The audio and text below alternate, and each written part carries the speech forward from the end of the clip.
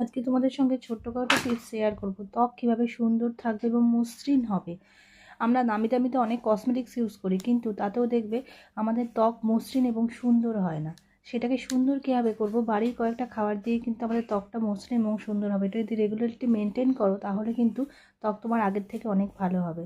আগে পর্যাপ্ত পরিমাণে জল খেতে হবে। জল কিন্তু আমাদের স্কিনের জন্য খুব ভালো।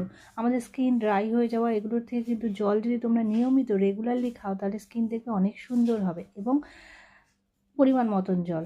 ওকে। 2 নম্বর হলো গাজর। গাজরটা আমাদের কিন্তু স্কিন খুব ভালো করে, কাঁচা গাজর যেটাকে বলছি। ওকে, বা গাজরের রস যদি খেতে পারো তাহলে। টমেটো। ওকে, টমেটো খেলেও কিন্তু তোমাদের স্কিনটা খুব ভালো করে। গ্রিন টিও কিন্তু আমাদের স্কিনের জন্য খুব ভালো, ত্বক মসৃণ করে, টান টান করে, এবং তার সঙ্গে সঙ্গে ত্বকটাকে সুন্দর করে, হেলদি করে।